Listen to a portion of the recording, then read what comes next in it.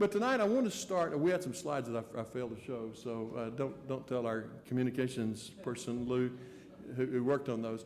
But I want to introduce you to the Kwashis because many of us have come tonight to hear their story. Ben and Gloria, would you mind coming up here at this time, please?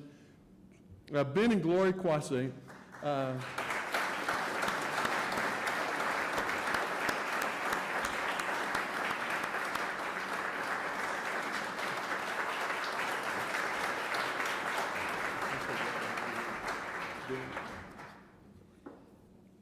A part of the introduction I want is that there's a book that's been written about Gloria, and the title of the book is Gloria.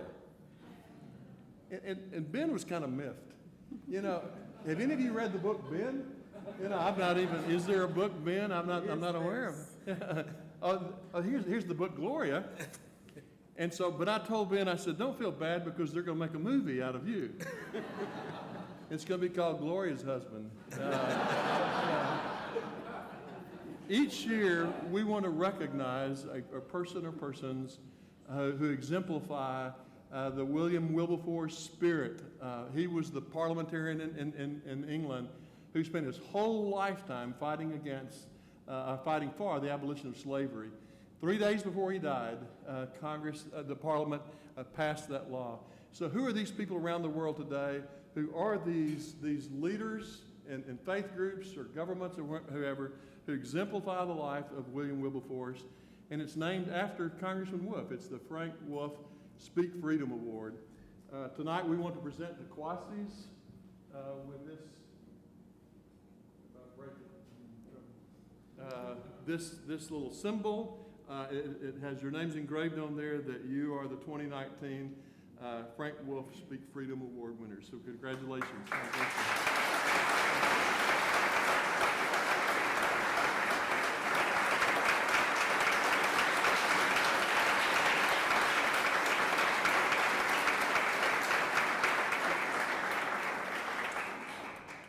We want to hear from them. I want you to hear their stories, and we want to find out about the situation in Nigeria. We paid a lot of money for security to go throughout the middle belt of Nigeria and the northern part of Nigeria to hear from ourselves. We went by dozens of villages that have been burned to the ground. We listened to victims or survivors of these villages and telling about the horrible things that had happened. We had dinner with the Kwashis. We went over to their house and found out that there were quite a few kids there. Gloria, tell us about your work with the children in Nigeria.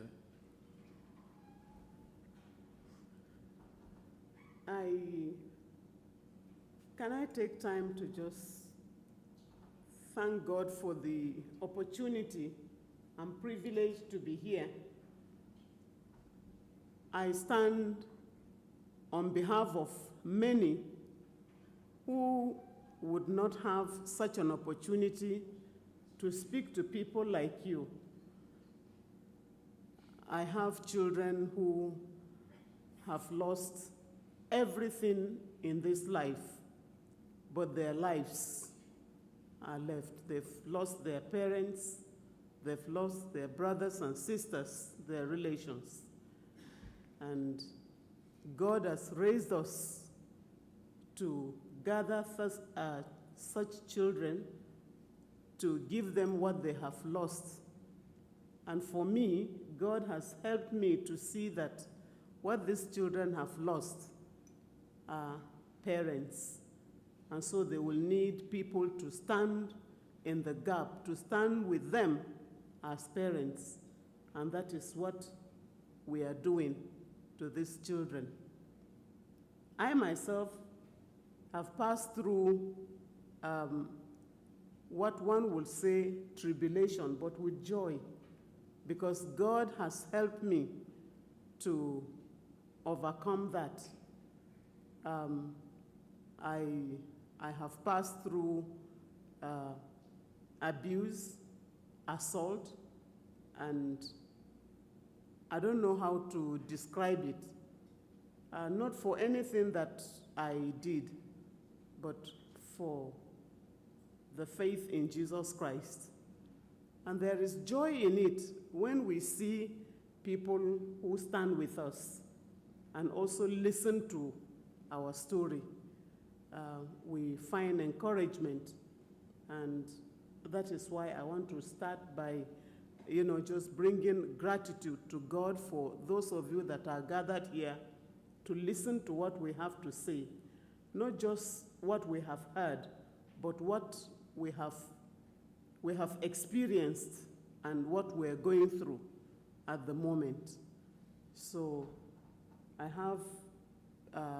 we have taken in 57 children to be their parents. We are father and mother to the children, and we have 470 that come from the community where we minister, that we feed every time, and we also look after them as parents. But the ones that live with us are called the Kwashi children. That is mommy and daddy's children. And there is joy to us. They have now been given reason to smile. Many of them, when they came, they could not smile. Sometimes when they wake up, some days you just see the eyes will just swell, and there is no reason. It's like somebody who has cried, the eyes are swollen. But gradually, with prayers and with the love of Christ that we have, by the grace of God given to them, now we can see smiles, play around, and some noise around the house that also give us joy. So we are grateful to God that God has honored himself in what he has asked us to do, very little, in a humble way, just to minister to these children, just to be available to them.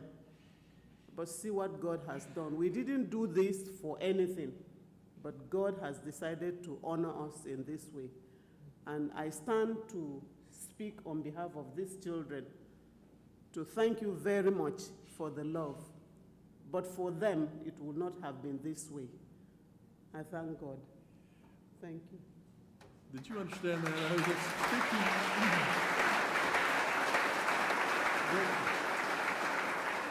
Their parents to 57 children. We went to their house. We didn't believe it, but and so we went to their house. And Glenn and Debbie Pat are here. They're directors of SOMA, an incredible ministry for the Anglican Church, a global ministry, bringing together key leaders around the world in the church. And I believe your first assignment, Glenn, was to go to Nigeria, and you met the Kwasis there. Well, we met them, and so being Anglicans, they have evening services at their homes. So we went to their home, and here was this distinguished bishop of the Anglican Church in northern Nigeria. He had his shepherd staff, and he walked in, and those 15 kids started going nuts. They were crazy. They're, Mommy, Daddy. And then he started playing his shepherd staff like an air guitar, and the kids are going great. They began to sing for us, and one of the songs that they sang in English, these beautiful Nigerian children from ages, what are their ages, from 3 years old or one? No, 1 year to 17, 18. We were trying to give our kids away at that age, and you're bringing in 57 more. They turned and they sang to us the most beautiful song, Jesus Loves Me, and they sang it in English. And we were standing there looking in the faces of these Nigerian children, and we said, he does. Jesus does love these children. So do the Kwasis. And so do we. We love them.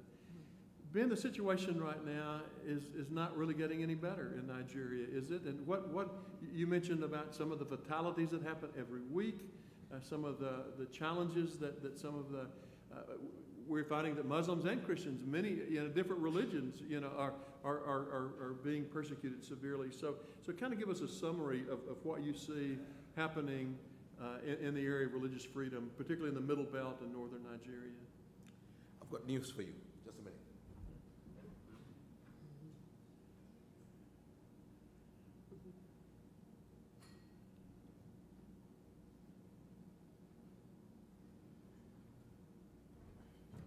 Last, a book has been written about me. All right.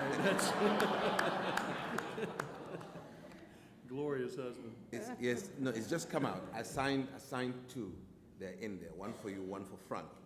It's about a month old. It just came out. It's called Neither Bomb Nor Bullets. And Glenn is selling some of them there. So let me keep the ones I haven't signed. But the situation in Nigeria is, as far as the church is concerned, it's not encouraging in northern Nigeria, particularly in the central parts of Nigeria. In the last 3 months, the kidnap of pastors in Kaduna State has reached an alarming rate.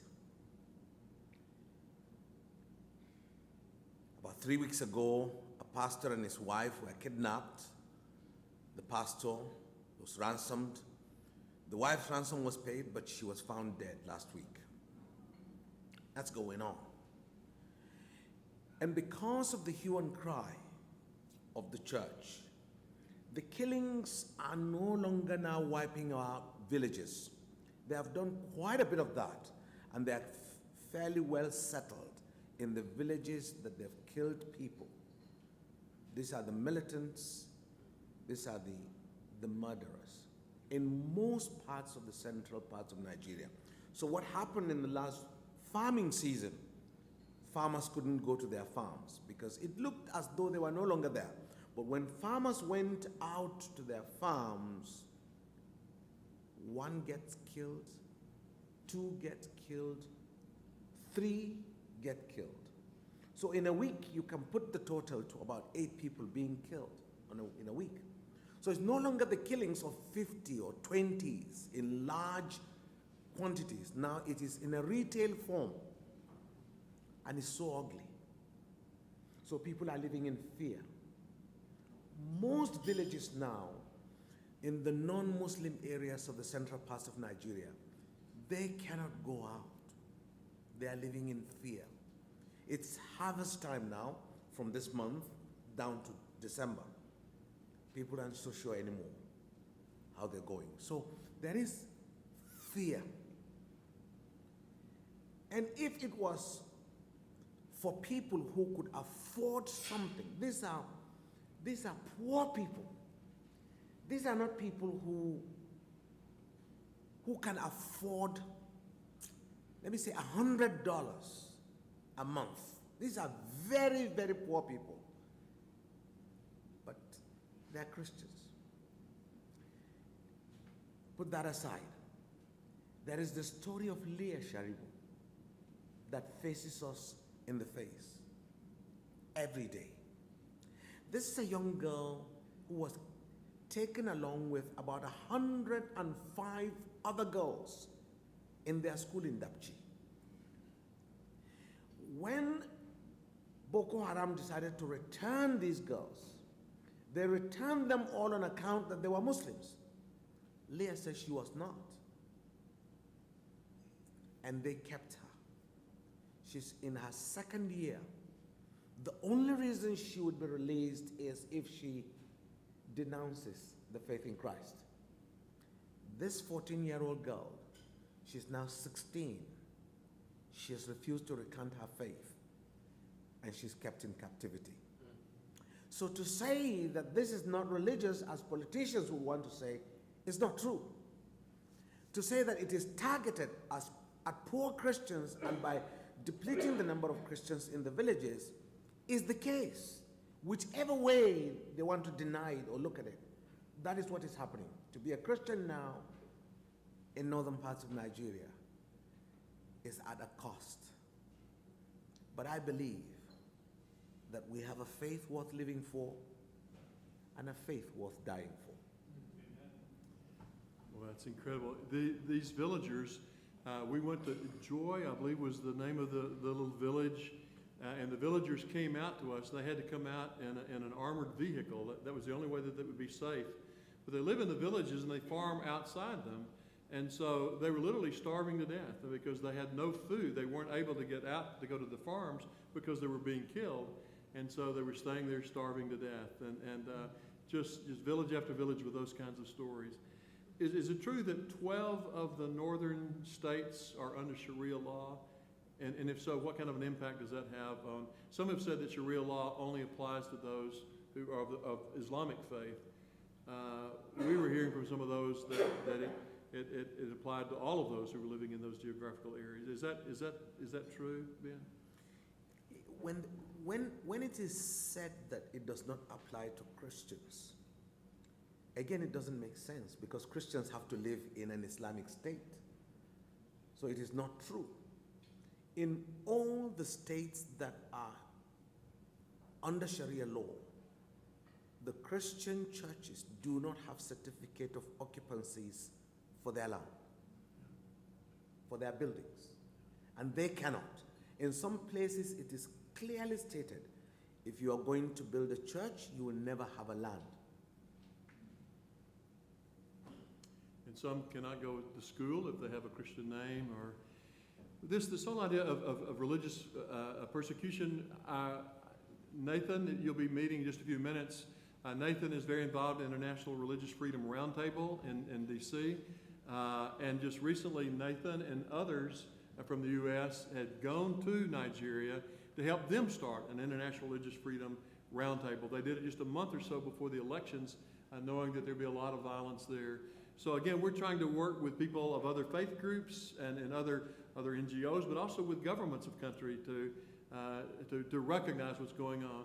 When your president, President Buhari, came to visit with President Trump, a week or so before, Congressman Wolfe and I sent a letter to our president saying, when he comes, be sure to mention the persecution of Christians. And he did. And so President Trump did mention that to President Buhari. And many of these places, the military has not even come to respond to their cries. One thing that, of the many things that they've been involved in, actually, Ben was a chaplain in the military. And so one of the ways we've been asked for our chaplains to be able to go and meet with chaplains of other countries, like in Nigeria, and so to work with them to help them to become peacemakers. And so to teach the chaplains in the military to go into some of the IDP camps and some of the other places as peacemakers and use our chaplains to help train them. So there are many of opportunities that God has opened up for us. We thank God for Ben and Gloria. What can we do? I mean, we are burdened, but how would you advise us as individuals, as congregations, as organizations to be able to stand with you during this time of high crisis? Let me thank you for what you already are doing. I think Wilberforce 21 has brought to light what the Christians in northern Nigeria are going through. But for you, I don't think that most of the American church knows what is going on. So we're very grateful. In fact, by 1987, after our church and house was burnt, I made up my mind not to even bother with anybody else in the world, because we felt in 1987 thoroughly let down by the church worldwide. I was a young pastor. We were so proud of the Christian heritage that we received, because our Christian gospel is a gospel of peace, not just verbally. I've seen that gospel at work. We build hospitals that looks after Muslims, pagans, Christians. We build schools and bring education to everybody. We bring health care. We support society. We build communities.